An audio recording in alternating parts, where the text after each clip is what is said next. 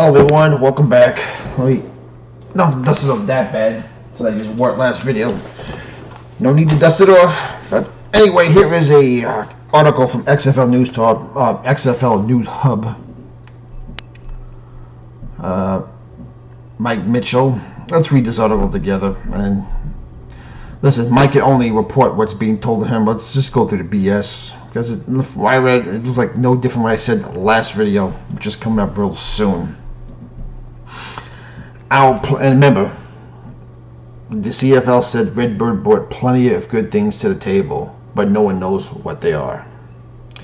Our plan for alignment is so complicated and multi-layered that I feel that all top decision makers won't sign off on any of our final options.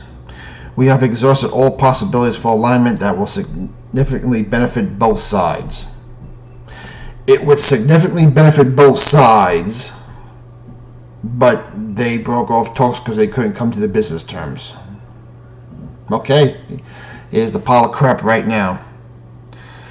We have used analysis to break down why this would financially work. Still, we keep hitting snags, even though it would financially benefit both sides. In these talks, we can get everyone on the same page that shares the same vision.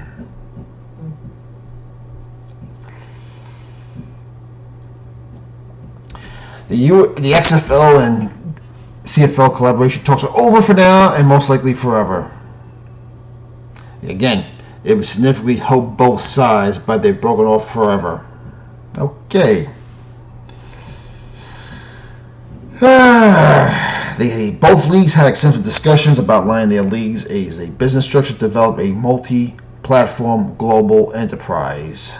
The league even enlisted Boston Consulting Group, a prestigious global consulting firm, to provide feedback, potential solutions, actionable strategies to aid the process. Okay, we've been down this road before. Anyone who's my age or older, if you remember the World League of American Football, it was a 10-team league backed by the NFL. Backed by the NFL. 6 teams in the United States, 1 team in Canada, and 3 in Europe. And it lasted about 3 seasons, and it went belly up. Okay? Alright, the Redbird Capital, Danny Garcia, Dwayne Johnson, and CL Jeffrey Pollack, and the CFL discussed many potential opportunities for alignment. In recent times, the two sides had narrowed down their options, even getting to the point where both sides relied on analytics to nail down the financial numbers as to what the alignment could be worth to networks, streaming partners, sponsors, but ultimately the two entities were unable to align their visions moving forward. So again, it would help both sides significantly, but both sides had different visions.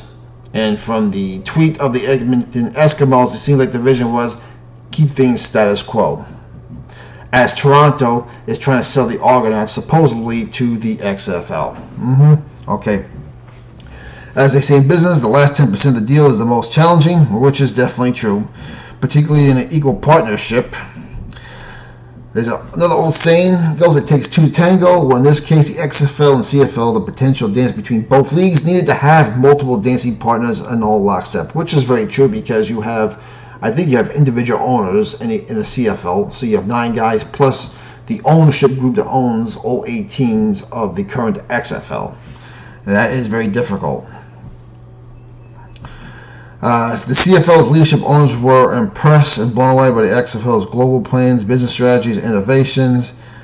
Others hesitantly were uncertain about to operate in the alignment structure, like Edmonton. Here's the surprising thing here. CFL franchises like BC, Calgary, Montreal, Toronto, and others were receptive in some cases. I'm not surprised by Montreal and Toronto, they're the big markets. I am surprised by BC and Calgary. I thought they'd be more in lockstep with Edmonton.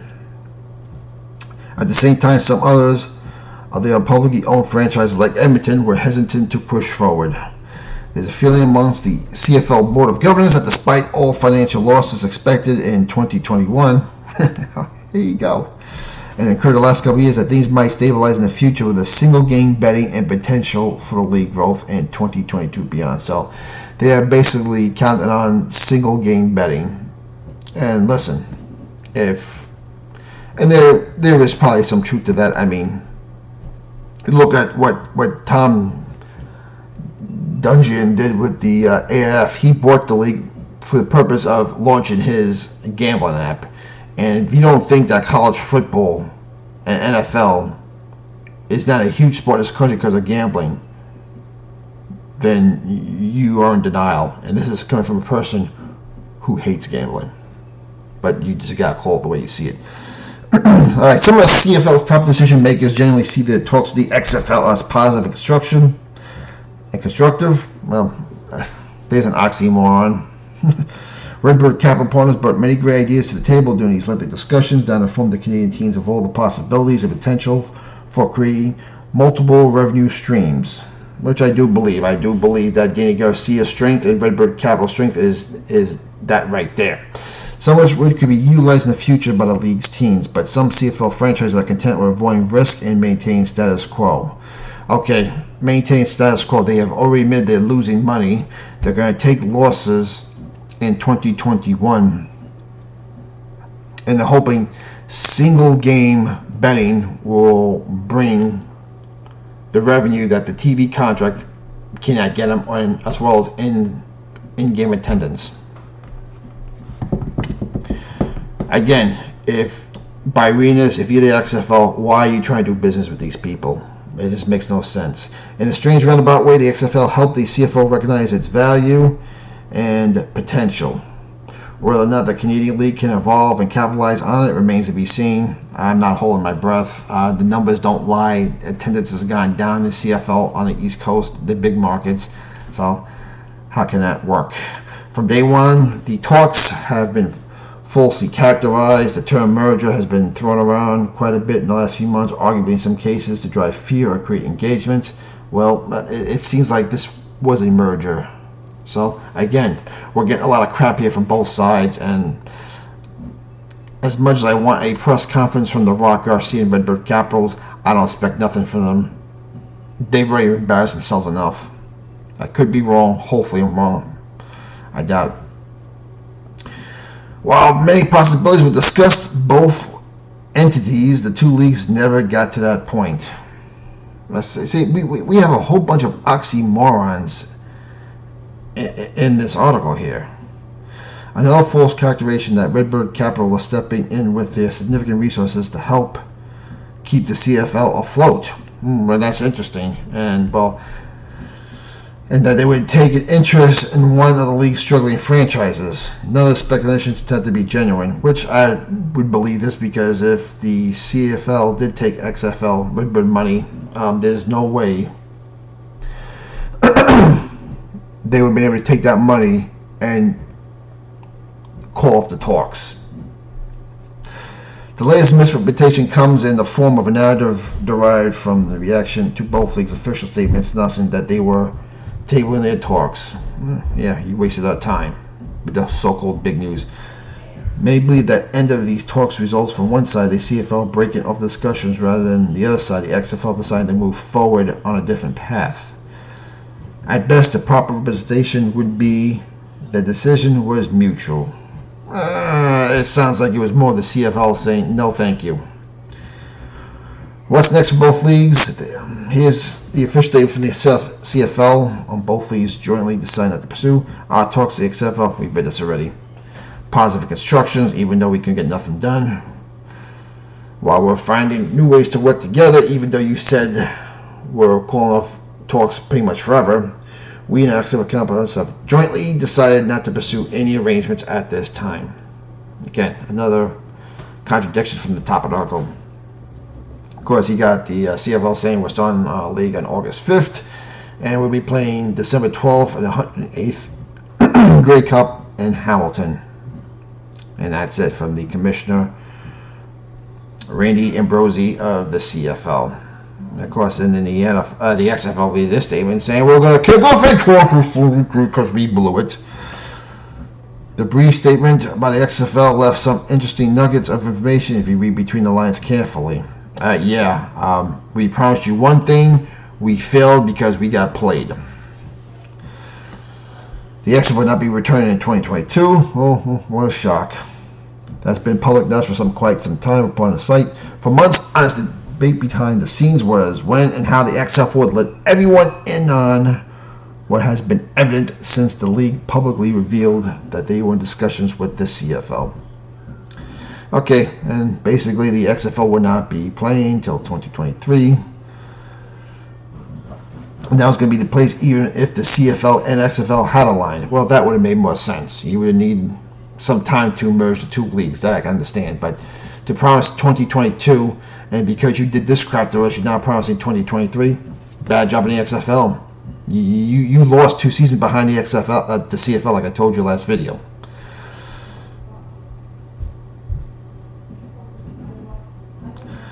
All right. Although not confirmed by the XFL, it's safe to assume the XFL could potentially resume their search for a chief football officer to oversee over in the league's football operations. Yeah, that would be nice. Have a commissioner, have coaches, PR people. The XFL is in the midst of extensive research to fill that respective role before the talk started. And as my video lasting, the CFL played them. They played them. Next bit of interesting info is the XFL statement is twofold. One, acknowledging CFL talks will be late to alignment. Oh, no kidding. Thank you. Thank you. Thank you for not giving something we didn't want in the first place.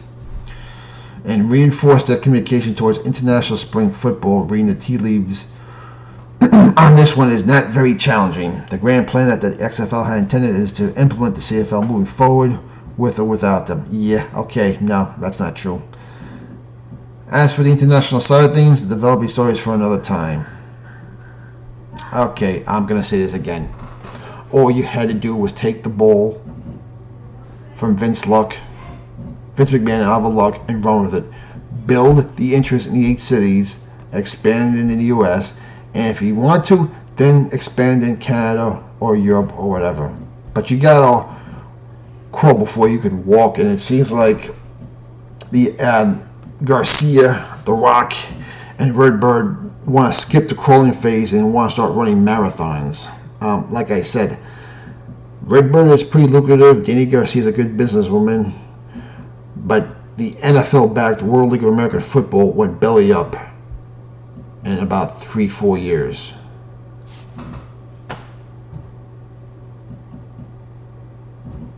If it was that long, I remember London beat Barcelona in the first World Bowl.